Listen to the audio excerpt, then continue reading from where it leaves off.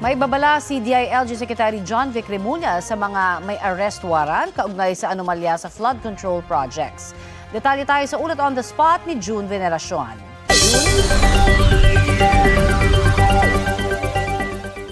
Connie, dalawang opisyal ng SunWest at isang opisyal ng DPWH ang nasa labas ng bansa ang inaasahang susuko sa Embahada ng Pilipinas. Sa ngayon, 8 akusado sa flood control anomaly ang hawak na ng mga otoridad.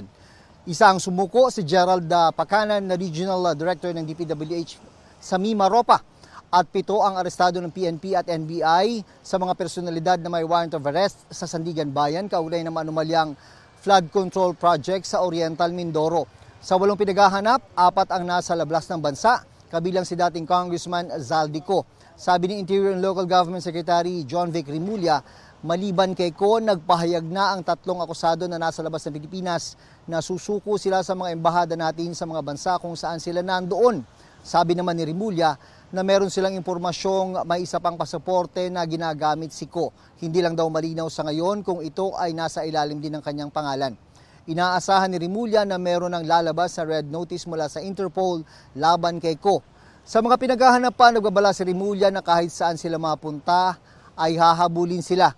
Mabuting sumuko na lang daw sila dahil kapag nagka-manhunt operation na ay hindi niya magagarantyahan kung ano ang magiging resulta.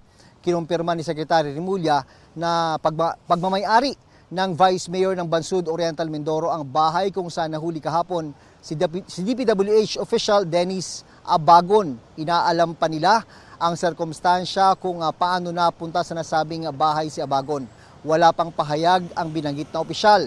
Ayon naman kay DPWH Secretary Vince Tison, simula pa lang ito at marami pang kaso ang susunod at marami pa ang maaaresto. Yan ang latest mula rito sa Camp Crame. Balik sa Connie. Maraming salamat, June Veneracion.